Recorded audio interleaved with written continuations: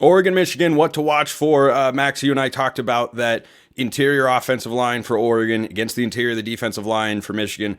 I think it's their biggest test, but I want you to compare it to Ohio State because the offensive line questions early in the year had us Oregon fans thinking about, well, how is this O-line going to hold up against Ohio State if they've allowed 7 sacks against Boise State and Idaho combined? And then Dylan Gabriel was sacked 0 times in that football game. What are the differences between those two units for this Oregon front five?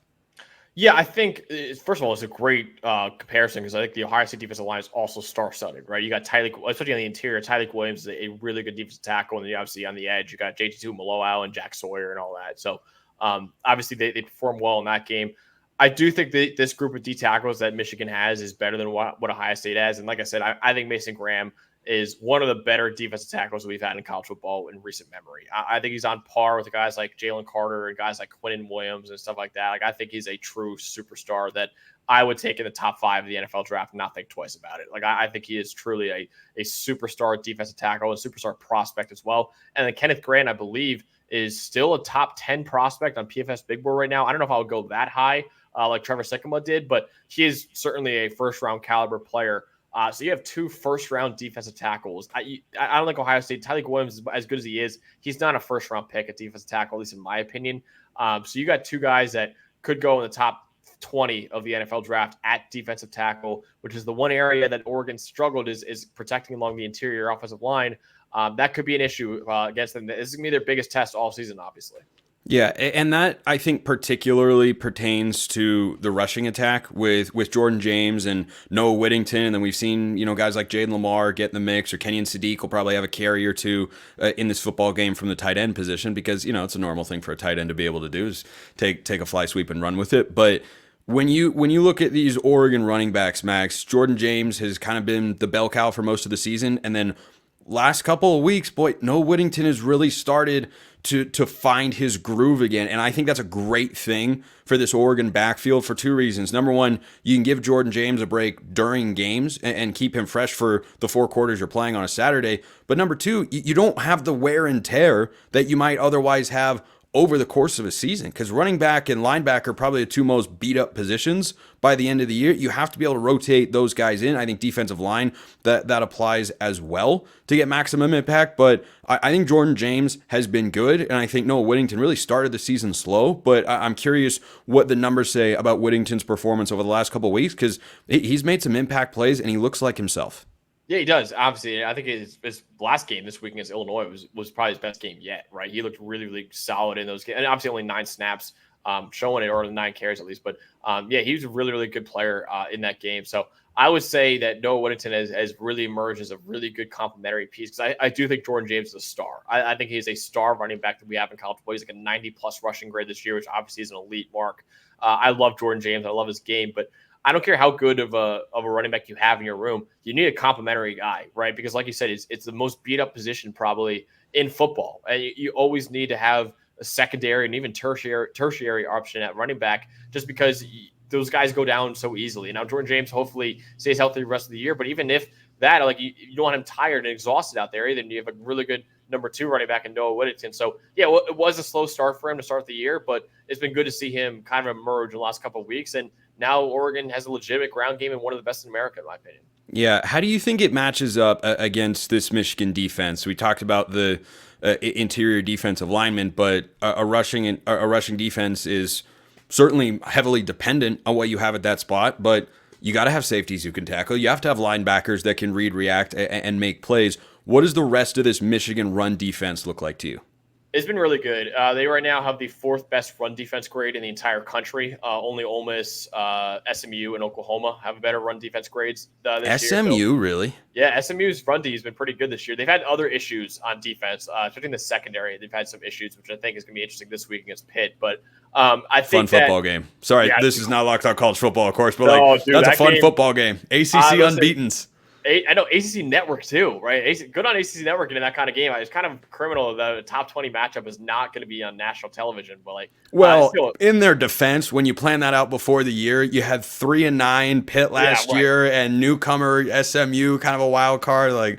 It makes sense. Yeah. And there's some big games like Louisville, Clemson is also at night. You want that. You're not gonna put that on ACC Network, right? Yeah. So there's some other big games too. But yeah, it's just if you have ACC Network, definitely tune in because that's a huge game for the ACC. Huge game.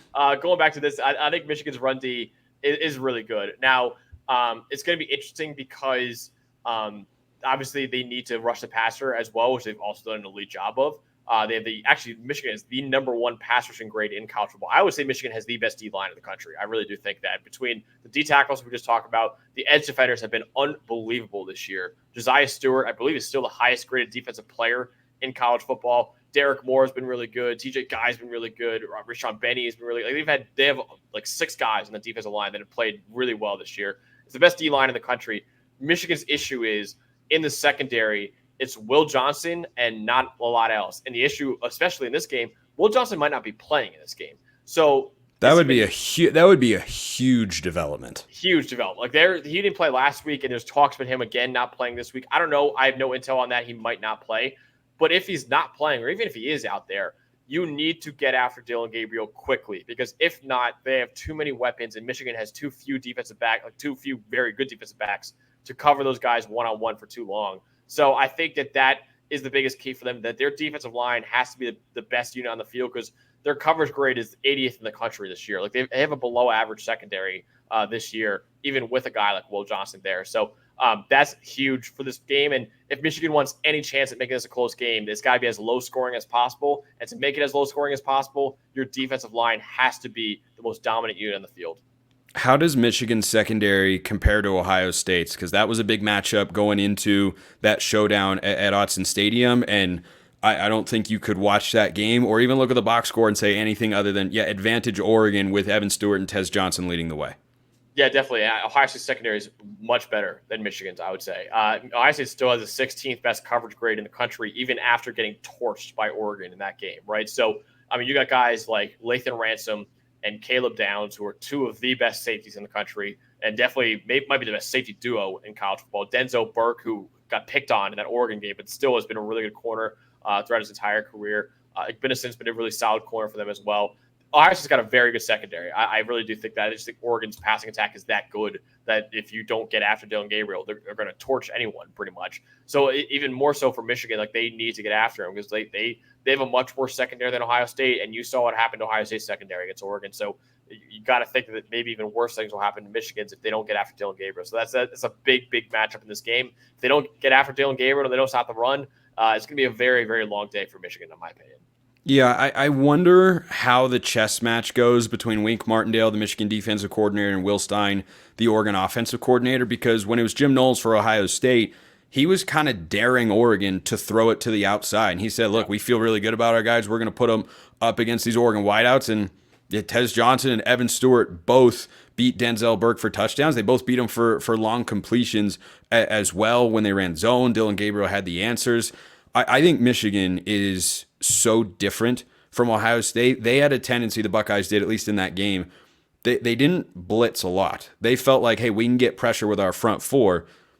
Now, Wink Martindale has been known to bring a lot of pressure, but you mentioned this is a great Michigan defensive line. Has Michigan been bringing those sorts of blitzes that Martindale is known for? Because I remember watching his defenses for a long time in the NFL, Max, and it was 3rd and 7. Yeah, he's going cover 0. Cover 0 across the board. It doesn't matter. 3rd and 4, cover 0. 3rd and 8, cover 0. Like that's what he is known for. Ohio State didn't do that. So should Oregon be ready for that going into this game? Yeah, definitely. He's a guy that loves to be aggressive defensively. I'm actually pulling up the exact blitz number right now. Definitely, I know that, all right, because he's been a guy that clearly has always wanted to send blitzes a lot, right? So that is definitely something you got to watch out for because Wink Martindale is a guy that does that a lot. And I'm trying to get the exact percentage right now. But yeah, he's definitely a guy that likes to blitz a lot. And I definitely think that's something that Oregon needs to watch out for. In this one, I think Michigan's blitz rate is at 42% this year. That's 30th in the country. So it's a very high blitz rate. So that's a top 30 blitz rate in the country. You got to watch out for that. And listen, Dillon Gabriel against the blitz is nowhere near as good when he's not blitzed. And when he's under pressure, he's nowhere near as good as when he's kept clean. So that is a big thing in this one as well. I think Michigan's going to want to dial it up in this game. And like I said, their only chance is really just get after Dillon Gabriel. Or else, if not, he's going to pick you apart. You got a game score prediction?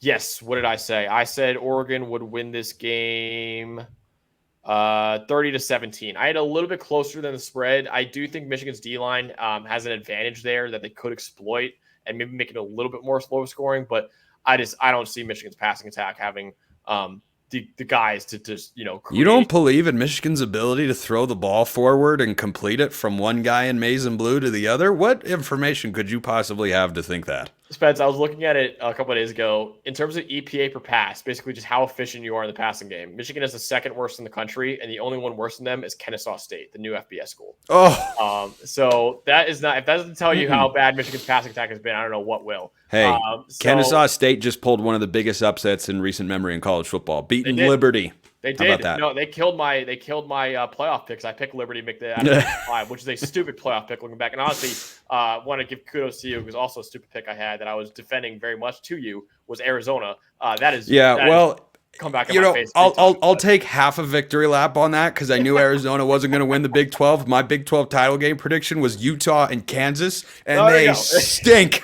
They stink. That conference rules, man. It's so great. It is magnificently glorious. It is maybe my favorite one to cover on Locked On College Football. It is the craziest, wildest, most. I have no idea what's happening here.